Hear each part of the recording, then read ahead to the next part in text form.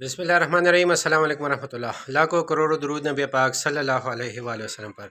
उम्मीद है दोस्तों आप सब खैर खैरियत से होंगे। रैबिट वैली से मैं हूं मोहम्मद असफ़ान, एक बार फिर आप लोगों की खिदमत में हाजिर हूँ। सबसे पहले तो दोस्तों आप सबको बहुत बहुत ईद मुबारक हो। और आज का हमारा टॉपिक है कि घर की छत पर हम रैबिट फार्मिंग कर सकते हैं कि नहीं कर सकते। तो बिल्कुल दोस्तों, हम घर की छत पर भी रैबिट फार्मिंग कर सकते हैं। कुछ कंडीशन है, अगर हम उसको अडॉप्ट करते हैं और फिर अच्छी तरह से उसको अप्लाई करते हैं, आपकी मैनेजमेंट सही हो, तो बिल्कुल आप घर की छत पर भी रैबिट फार्मिंग कर सकते हैं। जैसे कि आप देख सकते हैं इस वक्त मैं घर की छत पर ही मौजूद हूँ। मैं पेशावर आया हूँ यहाँ पर ईद मनाने, और यहीं इसी घर से मैंने रैबिट फार्मिंग का आगाज़ किया है। और आपको ये दिखाने के लिए कि घर की छत पर अमूमन इस तरह एक तो कमरा भी होता है, रूम, और इस तरह ओपन एरिया भी होता है। तो कुछ लोग इस तरह ओपन एरिया में रैबिट फार्मिंग करते हैं, सेटअप बनाते हैं, और कुछ लोग इस तरह घर की छत पर अगर कमरा हो तो वहाँ पर बनाते हैं, सेटअप अपना तैयार कर। दोस्तों आपको कम से कम इतना पता होना चाहिए कि रैबिट को कम से कम कितना टेम्परेचर होना चाहिए, या ज़्यादा से ज़्यादा कितना टेम्परेचर रैबिट बर्दाश्त कर सकते हैं। तो आपको कम से कम इतनी इंफॉर्मेशन होनी चाहिए। ह्यूमिडिटी जो है वो कितनी होनी चाहिए, जो हवा में नमी होती है तो वो कितनी होनी चाहिए। ये कुछ ऐसी बातें हैं जो आपको स्पेशली जब आप कमर्शियल लेवल पर करना चाहते हैं तो आपको इन बातों का तो लाजमी पता होना चाहिए। और यही हम सब कुछ जो हमारे साथ ट्रेनिंग करते हैं, ये सारी बातें हम उनको सिखाते हैं, बताते हैं, ताकि उनको कोई बड़ा इशू ना हो। तो दोस्तों सबसे पहले तो मैं आपको ये जगह दिखाता हूँ, और उसके बाद मैं आपको एक ऐसा सेटअप दिखाता हूँ जो कि हमारे परबा के, जो पाकिस्तान ब्रीडर रैबिट एसोसिएशन है, उनके सदर साहब हैं हमारे। वो तकरीबन 4 साल से घर की छत पर बहुत ही कामयाबी से रैबिट फार्मिंग कर रहे हैं। मैं आपको उनका सेटअप अभी इंशाल्लाह आगे जाके आपको उनका सेटअप मैं दिखाता हूँ। और आप देखें कि वो बकौल उनके मई के महीने में भी वो रैबिट से ब्रीड लेते हैं। तो माशाल्लाह वो काफ़ी सक्सेसफुली अपनी फार्मिंग कर रहे हैं घर की छत पर। आप उनका सेटअप देखेंगे तो आपको पता चलेगा कि घर की छत पर लोग किस तरह जो है वो रैबिट फार्मिंग करते हैं, किस तरह सेटअप लगा कि उस पर कॉस्ट कितनी आई है, कितना ख़र्चा हुआ है, और उसके क्या क्या फ़ायदे हैं। जो फ़ायदे होंगे और कॉस्ट होगी वो इंशाल्लाह जब आप वो वीडियो देखेंगे तब मैं इंशाल्लाह आप लोगों को उसके ये फ़ायदे बताऊंगा। उससे पहले मैं आपको यहाँ की जो सेटिंग है वो बताता हूँ, क्योंकि ज़्यादातर लोगों के साथ इस तरह का सेटअप होता है। इसके बारे में कुछ आपको डिटेल बताता हूँ। दोस्तों अगर आपके पास इस तरह की जगह है तो सर्दियों के लिए तो सही है अगर ये यहाँ से बंद हो ताकि हवा ना आए, मगर गर्मियों में ये आपको ओपन रखना चाहिए। जिस तरह ये जगह है ये बिल्कुल ओपन होनी चाहिए ताकि हवा का गुजर हो यहाँ से। ये बिल्कुल बंद नहीं होना चाहिए। छत जितना भी ऊपर होगा उतना अच्छा है, क्योंकि ये वाला छत तो बिल्कुल मैं कहता हूँ सही नहीं है, क्योंकि इससे हीट काफ़ी ज़्यादा नीचे आएगी। इसमें मैं आपको एक पिक्चर मेंशन करता हूँ, जिस तरह वो चेक सा होता है वो आप छत पे डाल सकते हैं, ऊपर मिट्टी भी डाल सकते हैं। मगर जितना ऊपर होगा छत उतना ही बेहतर होगा, और यहाँ हवा का गुज़र ज़्यादा से ज़्यादा होगा। आप जिस वक्त धूप हो तो आप बेशक यहाँ तरपाल वगैरह लगा लें, उसको नीचे करें। धूप चली जाए तो आप तरपाल उठा लिया करें। और यहाँ फ्रंट में भी आप तरपाल वगैरह लगा सकते हैं। इसको यहाँ से आप यहाँ से नीचे करके तरपाल को बिल्कुल बंद कर सकते हैं, और यहाँ पर आप एक कूलर लगा सकते हैं। इसमें एक न एक जगह लाजमी आपकी खुली होगी। अगर धूप इस तरफ से आ रही है तो आप ये वाली जगह से ये वाली साइड खोल सकते हैं। धूप इस तरफ से आ रही है तो आप वो दोनों साइड खोल सकते हैं। एक साइड बंद कर ले धूप वाली, बाकी खोल सकते हैं। फ्रंट से आप कूलर फैन जो होता है वो लगा लें ताकि हवा का गुजर हो, ठंडी हवा अंदर जाए। तभी आप इंशाल्लाह कामयाबी से कर सकते हैं। और साथ में आप टेम्परेचर को देखा करें। दोस्तों इसके लिए ज़्यादा से ज़्यादा टेम्परेचर 35 तक अगर आप छत पर मेंटेन कर सकते हैं तो बहुत ही ज़्यादा बेहतर है। अगर घर की छत पर आप 35 तक टेम्परेचर मेंटेन कर सकते हैं तो बहुत ही ज़बरदस्त होगा। अदरवाइज़ अगर 30 तक जाते हैं फिर तो बहुत ही ज़्यादा बेहतर होगा। रैबिट्स आपके बहुत खुश रहेंगे। और 35 में ये होगा कि खुराक थोड़ा सा कम कर देते हैं। इंडोर अगर आपके पास मैक्सिमम 40 तक भी चले जाए तो सरवाइव करते हैं। 40 में भी सर्वाइव कर जाते हैं।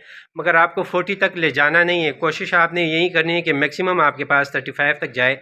इससे ऊपर आपने बिल्कुल जो है आगे नहीं जाने देना। टेम्परेचर को जिस तरह भी हो आपको उसको मैनेज करना है। इसके बहुत से तरीके हैं टेम्परेचर को नीचे करने के लिए। अगर आपने देखा हो कि वो सब सा तरपाल होते हैं ग्रीन कलर का, उससे भी तकरीबन 2 से 4 डिग्री जो है वो आप टेम्परेचर को डाउन कर सकते हैं। मोस्टली बहुत सी जगह पर ये तरपालें लगी होती है, स्पेशली जो नर्सरियाँ होती है इन्होंने भी वो ग्रीन कलर के जो है तरपाल वगैरह होते हैं वो लगाए होते हैं, इसीलिए कि उनका वो हीट जो है वो 2 से 4 डिग्री तक वो उससे हीट जो है वो कंट्रोल हो जाती है। और अगर कम से कम टेम्परेचर हो रेबिट्स के लिए तो अगर ज़ीरो में भी चला जाए, ज़ीरो में जाता नहीं है मगर फिर भी अगर घर की छत पर हो और ज़ीरो तक भी टेम्परेचर चला जाए तो आपको चाहिए कि अपने रेबिट्स को बिल्कुल कवर कर दें। अगर पिंजरे रखें, पिंजरों के ऊपर भी आप फिर प्लास्टिक वगैरह डाल लें, बाहर से तरपार वगैरह डाल लें और अंदर भी जो है पिंजरों पर भी, केजेस पर भी आप जो है प्लास्टिक वगैरह डाल लें ताकि उनको हवा बिल्कुल ना लगे। आपको हवा से बचाना होगा रेबिट को, सर्दी से उनको कुछ नहीं होगा मगर अगर हवा जाएगी अंदर तो वो हवा से उसको फिर आपके रेबिट को नुकसान हो सकता है। तो आप में सख्त सर्दी में आपको हवा से बचाना पड़ेगा और सख्त गर्मी में आपको गर्म हवा से बचाना पड़ेगा और हीट स्ट्रोक से आपको इसे बचाना पड़ेगा। एक इस तरह ओपन जगह हो गई और इस तरह मैं रूम दिखाता हूँ। अगर आपके साथ कमरा है और इस तरह का है फिर भी हो सकता है, ये मैं आपको दिखाता हूँ। ये अगर इस तरह का रूम आपके साथ है तब भी आप इसमें फार्मिंग कर सकते हैं। देखिए जिस तरह सामने खिड़की है तो आप इसमें फार्मिंग कर सकते हैं क्योंकि वेंटिलेशन यहाँ से होती रहती है। इस तरह ये मेरा छोटा भाई है, उसको परिंदों का शौक़ है, उसने परिंदे रखे हुए हैं यहाँ पर, आप देख सकते हैं वो अपना ये वाला शौक़ करे। अच्छा, तो बहरहाल आपके साथ इस तरह की जगह हो ताकि वेंटिलेशन होती रहे तो आप बिल्कुल यहाँ पर भी सेटअप अपना बना सकते हैं। दोस्तों अभी घर की छत पर लाहौर में डॉक्टर शहबाज साहब ने जो सेटअप लगाए हुए हैं आपको वो दिखाते हैं। अस्सलाम वालेकुम जी, ये मेरी शेड का बाई वाली साइड है जी।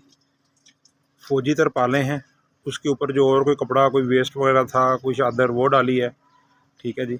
और फौजी तरपाल के अंदर हमने एक ग्रास वूल डाला है जो हीट रेसिस्टेंस है, ठीक है जी। इस तरह ये है, ये जो शीट आपको नज़र आ रही है इसके अंदर सारा ग्रास वूल है और ये नीचे फ़ौजी तरपालें हैं और फ़ौजी तरपालों के अंदर ग्रास वूल है, ठीक है जी। वो सारा मैं आपको भी दिखाता हूँ और ग्रास वूल की पिक्चर भी सेंड कर दूंगा कि जो आपको पता चल सके कि वो क्या है जी। ये देखें, ये छत है जी, ये देखें जी, ये छत है। छत के ऊपर आपको सिल्वर सिल्वर कोई चीज़ नज़र आ रही होगी, ये ग्रास वूल है जो हीट रेसिस्टेंस है। ये सूरज की तपश को कंट्रोल करता है, नीचे नहीं आने देता, ठीक है जी। ये देखें, ये छत और ये साथ ही पिंजरा, सिर्फ इसमें कोई 1.5 फुट का गैप है, ठीक है। तो हीट की कोई प्रॉब्लम नहीं है। ये एक किनारे से आपको वाज़ेह नज़र आ रहा होगा ये चीज़, ये है जी ग्रास वूल जो मैंने ये फौजी तरपाल के साथ सिलाई करके कपड़ा, उसके अंदर ये ग्रास वूल है जो हीट रेसिस्टेंस का काम करती है साइडों पे भी, ठीक है जी। जितनी तरपालें हैं सब के अंदर ग्रास वूल सिलाई हुआ है और साथ ही ऊपर छत पे डबल तय करके छत पे डाला हुआ है। जिस तरफ से धूप आती है उस तरफ जो है वो ग्रास वूल डली हुई है, ठीक है जी। अब मैं आपको दिखाता हूँ कि इनका ये एक हैवी ड्यूटी एयर कूलर है जिसका साइज़ 48 इंच बाई 48 इंच है और इसके अंदर जो पंखा है वो 36 इंच का 3 फुट का पंखा है और कूलर का साइज़ 4 फुट बाई 4 फुट है, ठीक है, जिसके अंदर 150 लीटर पानी डलता है, ठीक है। और छत पे होने का फ़ायदा ये है कि जितना मर्ज़ी बारिश वगैरह भी हो तो हम इसमें फिर भी पानी चला लेते हैं। अंदर का जो नमी का तनासब है वो 70 से ऊपर नहीं जाता और जिस वक्त बारिश हो रही हो उस वक्त हम पानी बंद कर देते हैं वैसे कि नमी अंदर ज़्यादा ना रहे। और लेकिन कभी ऐसा भी होता है कि अगर नमी पूरी रहती है मीटर पे तो हम उसको पानी साथ चला देते हैं जी। तो अब मैं आपको दिखाता हूँ इसका ड्रेन सिस्टम हमने कैसे बनाया हुआ है।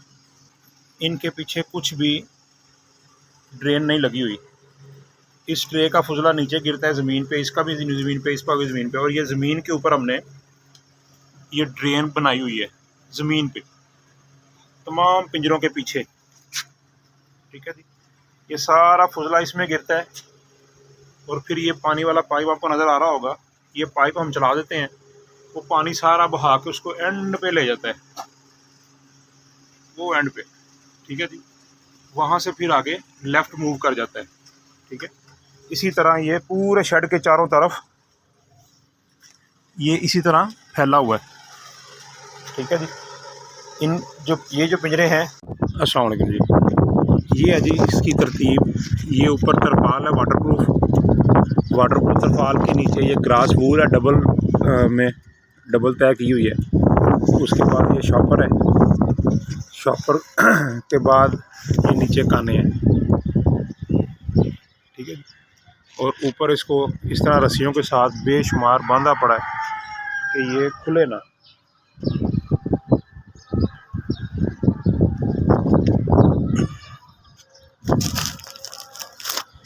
ये इसके ऊपर छत की कंडीशन है,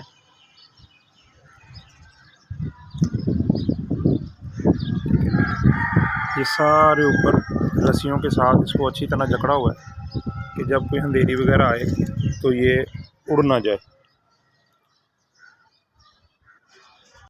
तो दोस्तों आपने डॉक्टर साहब का सेटअप देखा, जो हमारे पाकिस्तान ब्रीडर रैबिट एसोसिएशन के मेंबर भी हैं, सदर साहब हैं और पेशे से डॉक्टर भी हैं। और माशाल्लाह 4 साल से वो अपने घर की छत पर बहुत ही कामयाबी से अपना सेटअप रन कर रहे हैं। मई के महीने में भी वो रैबिट से ब्रीड लेते हैं, क्योंकि बकौल उनके 24 टू 26 टेम्परेचर वो मेंटेन कर रहे हैं, जो कि इंतहाई माशाल्लाह से कामयाब तरीके से वो टेम्परेचर को भी मेंटेन कर रहे हैं और अपने सेटअप को भी रन कर रहे हैं। तो दोस्तों जिस तरह उन्होंने ग्लास वूल के बारे में कहा, बाय मिस्टेक वो डॉक्टर साहब जो है वो ग्रास वूल कह रहे थे, असल में ये ग्लास वूल है। शीशा जिस तरह ग्लास होता है ना, ये ग्लास वूल का इन्होंने जो शीट लगाई थी, सिल्वर शीट, उसके नीचे ग्लास वूल इन्होंने डाला हुआ है, जिससे तपिश जो है वो रोकती है जो सिल्वर शीट है, और उसके बाद जो ग्लास वूल है वो हीट को अंदर जाने नहीं देती। बकौल इनके कि इन्होंने 4 साल पहले जो ये सारा ख़र्चा किया है, जो सरिया वगैरह है, तरपाले हो गई, ग्लास वूल हो गया, सिल्वर शीट हो गया, तो 2,80,000 रुपये 4 साल पहले इन्होंने इस पूरे सेटअप पर ख़र्चा किया है। जिसमें से ये ग्लास वूल का शीट जो है, जो सिल्वर शीट जो है, ये इन्होंने तकरीबन ये 48 बाय 4 फुट का ये पूरा रोल होता है, और इसकी कीमत तकरीबन 38,000 रुपये के 37,000 रुपये एक रोल की कीमत थी। और इन्होंने 4 रोल जो है वो इस पर लगाए हुए हैं। डॉक्टर साहब का ज़्यादा खर्चा जो है वो ग्लास वूल पर हुआ है, जो सिल्वर शीट इन्होंने लगाई इस पर ज़्यादा खर्च हुआ है। मगर अच्छी बात यह है कि ये इन्होंने वन टाइम इन्वेस्टमेंट की है। 4 साल पहले इन्होंने ये इन्वेस्टमेंट की है और अभी ये तकरीबन 4 साल से इनसे ये मुसलसल ब्रीड भी ले रहे हैं। तो वो सारा जो ख़र्चा इन्होंने किया था वो इन्होंने एक ही दफ़ा में अल्हम्दुलिल्लाह इन्होंने एक ही दफ़ा में वो एक सीज़न में सारी रिकवरी इनकी हो गई। अगर आप में से भी जो भाई इस तरह प्रोफेशनली काम करना चाहता है तो ये इसको डेड इन्वेस्टमेंट कहते हैं, ये आपको करनी पड़ेगी क्योंकि अगर आप चाहते हैं कि हम इससे कोई कमाई करें तो लाजमी बात है आपको शुरू में इन्वेस्टमेंट करनी पड़ेगी। इस तरह नहीं हो सकता कि आप कोई इन्वेस्टमेंट ना करें, छोटी मोटी इन्वेस्टमेंट करें, 2-4 पीस से आप स्टार्ट करें और आप कहें कि मैं लाखों करोड़ों कमाऊँ, तो ये बिल्कुल गलत है। जो भी इस तरह कहते हैं कि रैबिट में आए और एक महीने में या एक सीज़न में आप लाखों करोड़ों कमा लेंगे, तो ये बिल्कुल फजूल बात है, झूठ है। इस तरह कुछ भी नहीं होता।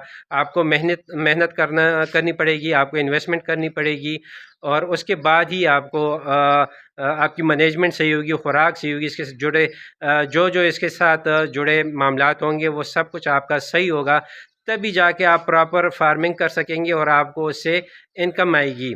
और जो वन टाइम और डेड इन्वेस्टमेंट होती है वो आपको लाजमी करनी पड़ेगी। इस तरह हो ही नहीं सकता कि आप ये इन्वेस्टमेंट ना करें और आप इससे कोई कमाई करें, ये नामुमकिन सी बात है। तो दोस्तों ये तो मैंने आपको ये थोड़ी सी इन्फॉर्मेशन दे दी घर की छत पर। अभी मुझसे कुछ दोस्तों ने रब्ता किया है पेशावर में, मैं वहाँ पर जाऊँगा, वो भी रैबिट फार्मिंग शुरू करना चाहते हैं। मैं इंशाल्लाह उनके जगह पर विज़िट करूँगा, उनका सेटअप देखूँगा कि आया वो वहाँ पर फार्मिंग कर सकते हैं कि नहीं कर सकते। अगर नहीं कर सकते तो मैं साफ़ उनको मना करूँगा। ये नहीं कि मैं अपने रैबिट सेल करने के चक्कर में उनको गलत मशवरा दूँ, इस तरह हरगिज़ नहीं होगा। अगर कर सकते हैं तो लाज़मी मैं उनको कहूँगा, मशवरा दूँगा, जो चीज़ें वहाँ पर ज़रूरी होगी वो इंशाल्लाह मैं उनको सिखाऊँगा, और आप लोगों को भी इंशाल्लाह वो दिखाऊँगा, उनका सेटअप भी दिखाऊँगी, जगह दिखाऊँगा। फिर जिस तरह वो लोग उनको गाइड करूँगा, अगर वो करना चाहते हैं तो इंशाल्लाह आप लोगों को भी दिखाऊँगा कि किस तरह आप लोग भी घर की छत पर रैबिट फार्मिंग स्टार्ट कर सकते हैं। तो उम्मीद है दोस्तों आपको आज की ये वीडियो पसंद आई होगी। वीडियो पसंद आई हो तो वीडियो को लाइक करें, ज़्यादा से ज़्यादा शेयर करें, चैनल को सब्सक्राइब करें, बेल के आइकन को प्रेस करें ताकि हर नई आने वाली नोटिफिकेशन आपको बर वक्त मिल सके। मिलते हैं इंशाल्लाह किसी नई वीडियो के साथ। अपना ढेर सारा ख्याल रखिएगा, मुझे दुआओं में याद रखिएगा। अल्लाह हाफिज़।